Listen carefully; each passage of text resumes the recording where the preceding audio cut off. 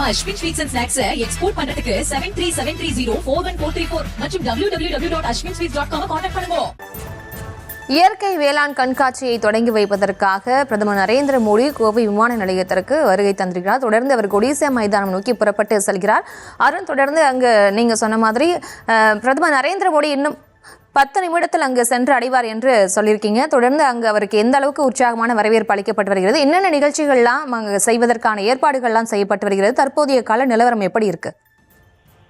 நிச்சயமாக பிரியங்கா, அதாவது பிரதமர் நரேந்திர மோடியின் வருகை என்பது கோவை மாவட்ட பாஜக மத்தியில் மிகப்பெரிய ஒரு மகிழ்ச்சியை ஏற்படுத்தி இருக்கிறது. அதே போன்று அதிமுகவினர் மத்தியிலும் ஒரு உற்சாகத்தை ஏற்படுத்தி இருக்கிறது என்று கூறலாம். ஏனென்றால் அதிமுக பொதுச் செயலாளர் எடப்பாடி பழனிசாமியும் இந்த இடத்தில் அவருக்கு வரவேற்பு அளித்ததையொட்டி இந்த கூட்டம் முழுவதுமாக பாஜக மற்றும் அதிமுகவினர் இருவருமே கலந்துதான் இங்கு நின்று கொண்டிருக்கிறார்கள். இந்த வருகை என்பது கட்சியினர் மத்தியிலே மிகப்பெரிய ஒரு வரவேற்பை ஏற்படுத்தி இருக்கிறது. அதே போன்று ஒரு மிகுந்த ஒரு உற்சாகத்தையும் ஏற்படுத்தி இருக்கிறது. 1.5 மணி நேரம் பிரதமர் அந்த கொடிசியா வளாகத்தில் இருக்கக்கூடிய நிலையில மொத்தம் 3 நிகழ்ச்சிக்கு அங்கு ஏற்பாடுகள் செய்யப்பட்டிருக்கிறது. முதலில் மாநாட்டை துவக்கி வைத்து பிரதமர் அங்கு உரையாற்றுகிறார்.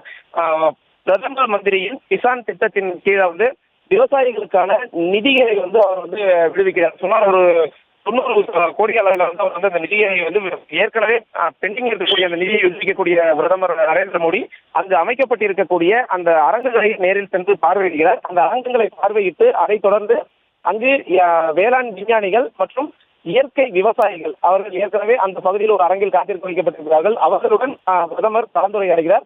அந்த கலந்துரையாடல் நிகழ்ச்சிக்கு பிறகு இயற்கை வேளாண்மை தொடர்பாக மாணவ மாணவியருடன் அவர் அங்கு ஒரு சிறிய ஒரு கலந்துரையாடல் நிகழ்ச்சியில் பங்கேற்றார்.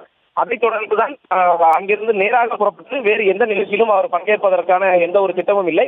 அந்த நிகழ்ச்சியை தொடர்ந்து மீண்டும் கோவை விமான நிலையத்திற்கு விமான நிலையத்திலிருந்து தனி விமானம் மூலமாக பிரதமர் புறப்படுகிறார். தற்பொழுது பிரதமர் வந்திருக்கக்கூடிய நிலையில அவர் கோவை விமான நிலையத்திலிருந்து கொடிசியாவிற்கு செல்லும் வழியில் பொதுமக்கள் மற்றும் பாஜகவினர் நீண்ட வரிசையில் நின்று அவருக்கு வரவேற்பு அளித்து வருகிறார்கள். அதே போன்று அந்த 1.5 மணி நேரத்திற்கு பிறகு அவர் மீண்டும் திரும்ப வரும் பொழுது அதே போன்று மாற்று பாதையில் பொதுமக்கள் நிறுத்தி வைக்கப்படுவார்கள். ஏனென்றால் தற்பொழுது ஒரு வழி பாதையில் மட்டும் பொதுமக்கள் மற்றும் பாஜகவினர் அதிமுகவினர் என வரவேற்பு அளிப்பதற்காக பொதுமக்கள் திறந்திருக்கக்கூடிய நிலையில அந்த பகுதி முழுவதுமாக காவல்துறையினர் தடுப்புகளை ஏற்படுத்தி ஒவ்வொரு தடுப்புக்கும் சிறிய சிறிய தடுப்புகள் ஏற்படுத்தி அங்கே குறிப்பிட்ட அளவு மட்டுமே பொதுமக்கள் நிற்க வேண்டும் என்ற அடிப்படையில் ஒரு கட்டுப்பாடுகள் விதித்து காவல்துறை நிறுத்தியிருக்கிறார்கள். அதே போன்று இந்த பொதுமக்கள் அனைவருக்கும் மிகுந்த ஒரு சோதனை தான் நிறுத்தி வைக்கப்பட்டிருக்கிறார்கள். இவர்கள் இந்த 1.5 மணி நேர இந்த நிகழ்ச்சி நிறைவுக்கு பிறகு அவர் மீண்டும் விமானம் மூலமாக சென்னை டெல்லி திரும்ப இருக்கிறார். எனவே பாஜகவினர் மத்தியில் மிகுந்த ஒரு உற்சாகத்துடன் இந்த வரவை மகிழ்ந்து வருகிறார்கள். பிரியங்கா,